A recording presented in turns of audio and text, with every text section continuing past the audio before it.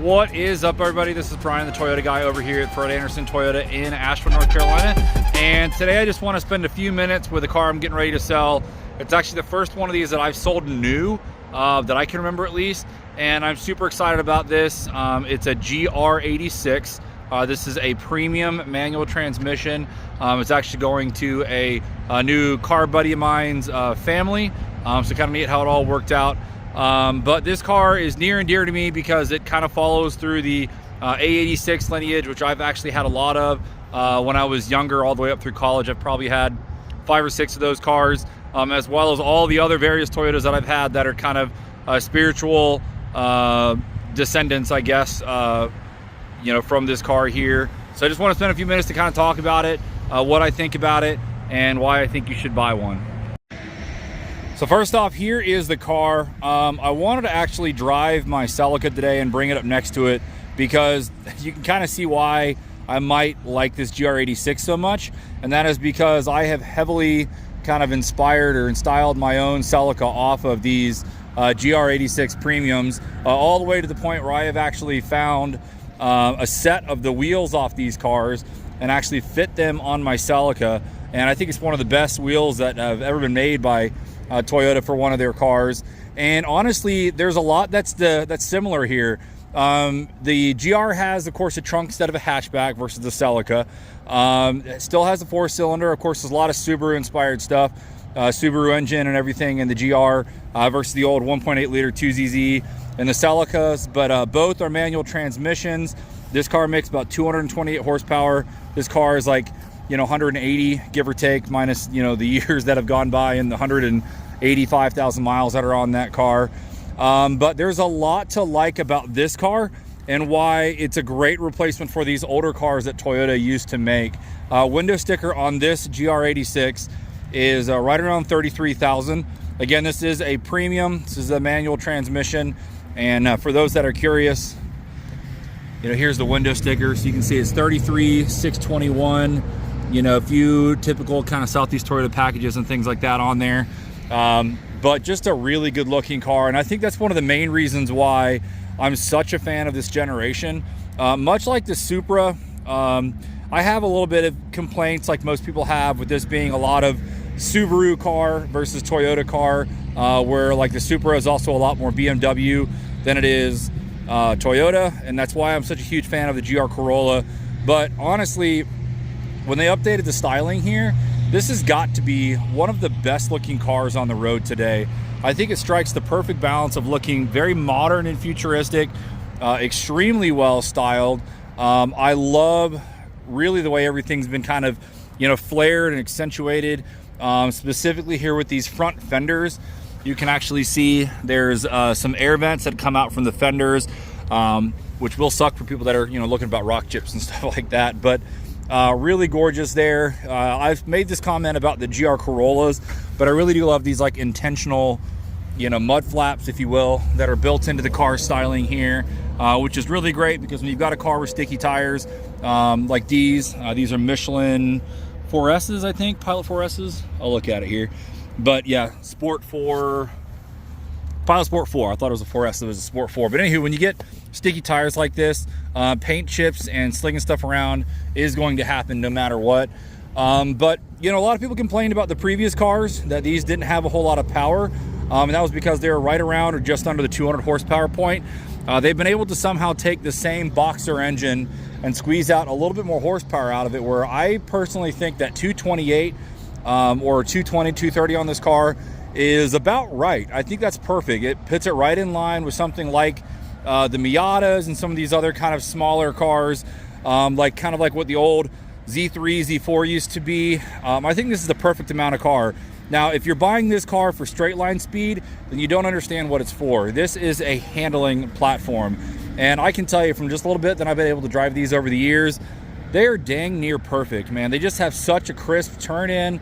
The power, I think, is on point. While I do wish this had a Toyota derived engine in it, I can say that the nice thing about the boxer engine is you do get a lot of torque down low, which actually makes it feel very tail happy if you want it to be. Now, I feel like the power kind of loses out a little bit once you're kind of at the higher RPMs. You kind of feel like it flatlines. And that's funny because that's opposite of the Celica, or the Celica having an older, smaller 4-cylinder with variable valve timing and everything. This car doesn't have a whole lot of power down low. You have to actually rev it up to get that VVTi kind of going so you can actually make power. So it's different. This car gives you torque right off the line. This car gives you a little bit of power once you actually wind it up. But by and large, this car definitely has more power. It's definitely a faster car. And God, I just think it feels so perfect around the corners. Now, when I was talking about the styling, I almost forgot. I really wanted to bring up that I do feel like, maybe it's just in my head, but if you look at the front end styling here, especially with the headlights, and you bring that over to the 7th gen Celica, I do feel like there's a lot of design inspiration. They're not the same by any means, but to have those kind of like triangle shaped headlights, I mean, if you see them kind of side by side now, you really can kind of see it. But I think that there was a lot of intentional design that went on with this car that had to have been heavily inspired by the GR group or the Toyota design people. So while this does maintain a lot of Subaru, and I'll talk about that here in a minute, i.e., you know, I see there's a Toyota logo on this key, but for those that know, these are Subaru keys through and through. I can kind of allow for that. I mean, I think with what they've done with this chassis, just how much they've improved it with stiffness, rigidity, suspension, tires, styling, I can kind of be okay with this being a Subaru. Now, let me kind of show you the inside here, and I'll talk about the unfortunate drawbacks of this car, but it's not just this car, it's every car in its class. So we'll go ahead and start this up.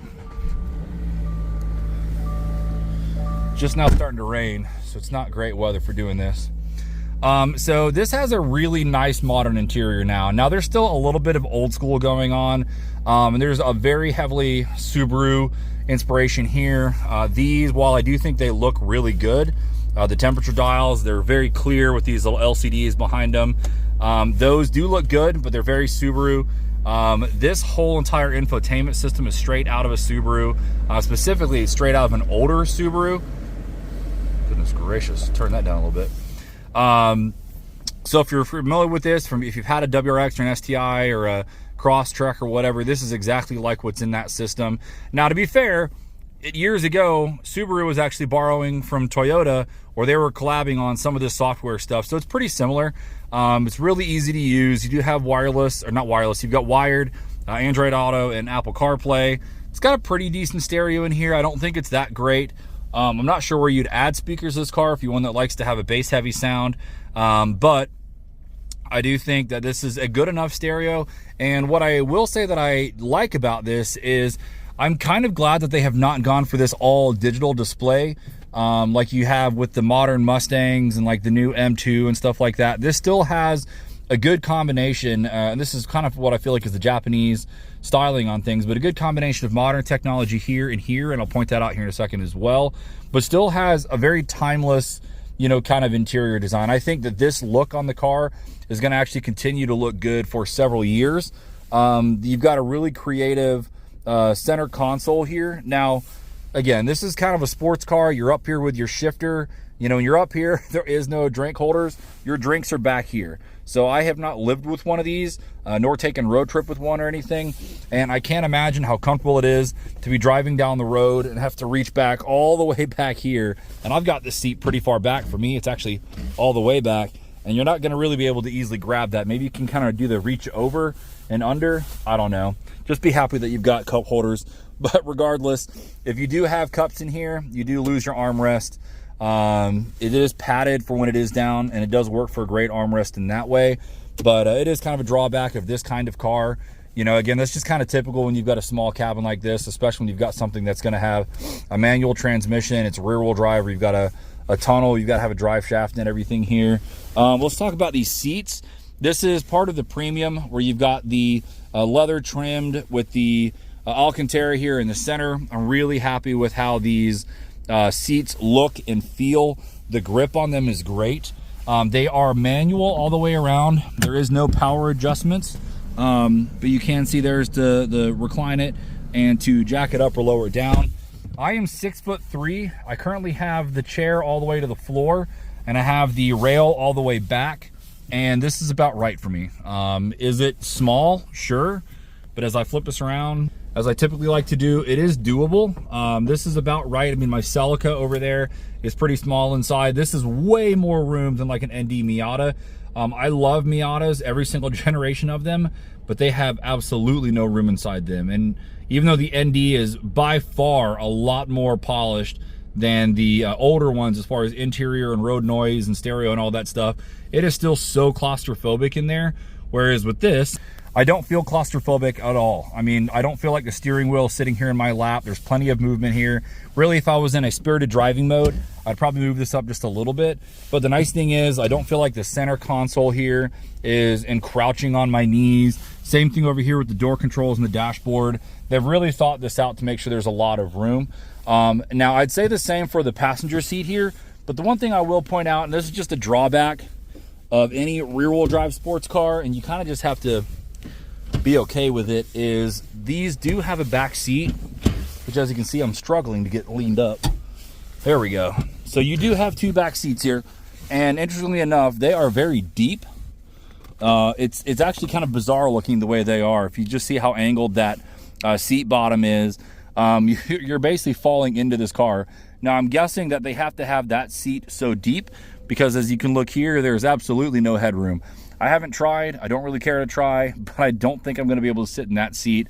You can see even with this seat up quite a bit, where there's only about maybe 1.5 feet of room between the seat and the dashboard here, there is no room for legs. I mean, a kid in no car seat is about the only one that's going to fit back here. Possibly a booster, which is interesting because they do give you the latches here to strap into. So, I mean, you could definitely fit a kid back here. That's about it. I've got a 7-year-old, and I could probably make this work if it's, you know, my wife in here, but I don't think she's going to necessarily enjoy being so close to the dashboard, even though she's smaller. That's just a bummer. I mean, honestly, a Miata doesn't have a seat in the back. The Z doesn't have a seat in the back. The Supra doesn't have a seat in the back. So you're kind of, you know, in a class all your own here with even having that. But you can see when you put that seat all the way back, yeah, I mean, it's specifically fitted to be there. Now, that being said, I don't think you're going to have too many people in the back seat anyway, but I will say on something like the Celica, or I guess I could probably relate this to like when they still had the two-door Civic SIs, and this car is extremely dirty, so don't judge me.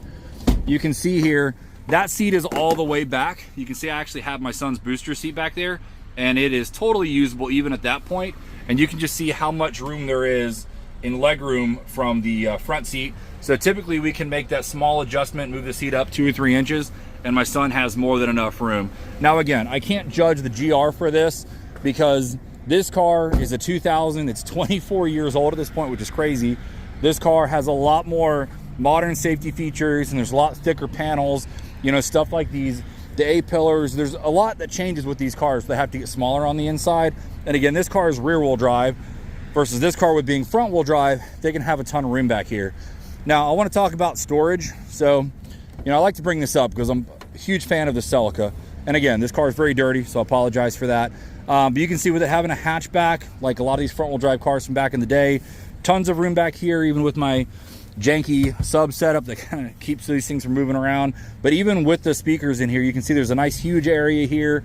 And then like most cars, you know, I can fold the seats down.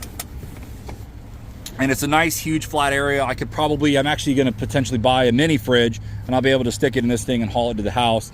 So that's definitely the advantages of like your front-wheel drive cars, is they definitely give you more room for daily driver, things like that. But at the expense, while this is a great front-wheel drive car, one of the best I've ever driven, it will never handle as sharp and as fun as this car. Now, talking about the cargo, I'm going to talk about my biggest complaint about this car. And again, it's kind of just one of those things you just kind of have to just allow for. Can't really judge the car. It's, you know, Miatas are just as bad at this, but this trunk is extremely tiny. I don't know if the camera is really just going to pick up the scale of this, but you know, you've got your rear wheel drive and everything here. So this floor has to be really high. Now, interestingly enough, for those curious, there's no spare tire here. I don't even think you could fit a donut. I mean, possibly it looks like I can see where it would have gone. But you do have a little bit of storage underneath of here. Here's your tire repair kit and your front plate bracket, stuff like that. But you could definitely fit a few smaller items under here if you needed to. But really, there is no room in here at all. And the biggest thing that kind of sucks about this is there's not a whole lot of room between here and here.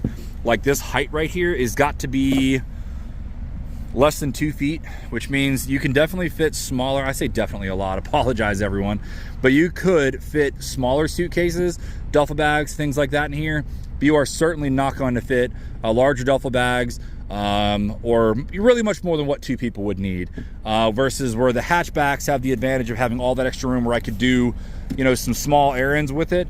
This car is mostly just a weekend car, so you're talking a couple backpacks, bags. But now the kicker is, thankfully, they have got a really nice seat design where this back seat, which I'm pretty sure is unusable anyway, is completely flat once you lay it down. So thankfully, where the back seats are pretty much useless, if you fold them down completely, this is where you're at. This is where I think that most people are going to leave it, unless they want to have stuff not slide around. But that is actually a really good amount of room. And now at this point, if you've got 2 people and you want to take a road trip or something like that, tons of room back here. Now there's no 60-40 or 50-50 split on those rear seats. So you have to make the decision if, you know, again, if you're going to take 2 people and a kid, you're not gonna be able to fold the seats down, unfortunately, but you could put stuff in the back seats, I guess, next to them. But for 2 people, I was really disappointed with the trunk opening and trunk size, but once I put these seats down, my disappointment kind of went away, because I really feel like at this point, even though there's not a hatchback here, you have a lot more room to get stuff done for storage and things like that that you would really ever need in a car like this. And you know, I don't know how many people are going to put a mini fridge in the back of their, or small furniture in the back of their sports car. But overall, I'm extremely happy with this car. I think it's one of the best cars Toyota makes.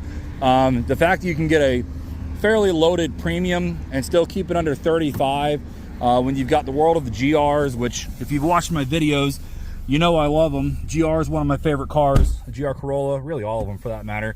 But to get a Circuit Edition Corolla, you know, you're looking at like $45,000 for one of those, and even a fully loaded core is going to be about 40 or so. Now you get more power, you get the all-wheel drive, you do get actual seats. It is a bigger car, a bigger storage area and stuff. But for most people to have 228 horsepower and a manual transmission or an automatic, and this manual is great. It is very, very notchy. Feels much like what a Subaru would. So if you're coming out of like a WRX or an STI or something like that, it even has the same collar for going into reverse. So it's very Subaru-esque there, but that's actually a good thing because Subaru makes a pretty good feeling transmission here. So I'm really happy with that. I'm really happy with the driving position here. Like, your visibility out is spectacular. And unlike a GR Supra, you can see maybe with this window behind me, you have a lot better visibility in this car than a Supra for sure. In a Supra, it feels just as tight or tighter than what an Indy Miata is.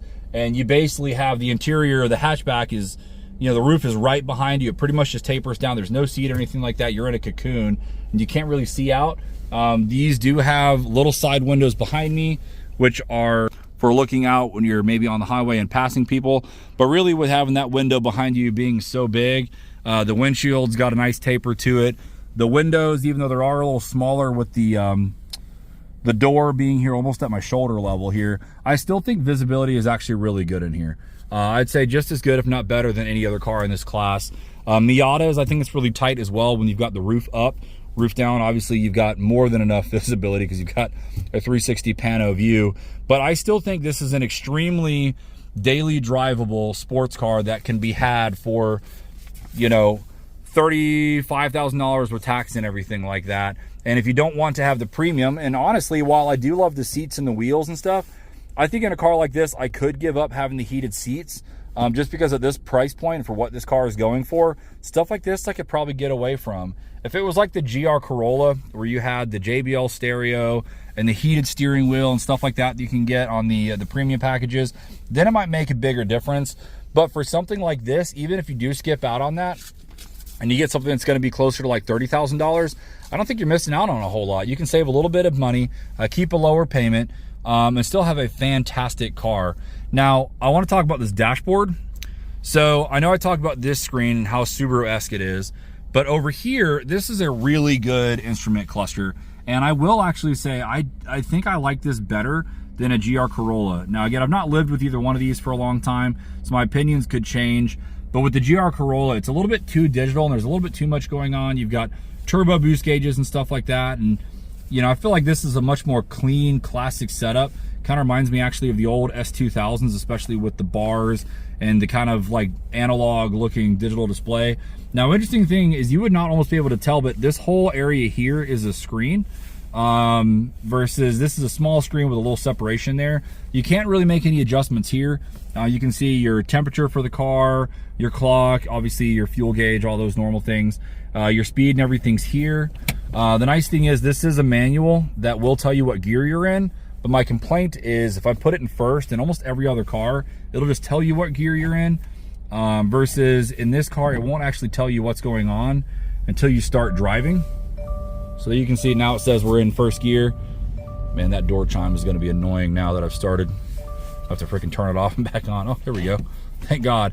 So I do wish that the gear selector was a little bit more accurate there versus it just, you know, only telling you once you get moving. Because if you're a newer driver with a stick shift, sometimes you wanna just verify what gear you're in before you're actually in it. So minor complaint there, but the really cool party trick here is once you put this thing in the track mode, which basically disengages all of your driving aids and things like that, this dashboard changes completely and it looks so cool. And again, this is where it looks a lot like an S2000 where you've got the RPM gauge here. That kind of is a bar graph. It looks fantastic.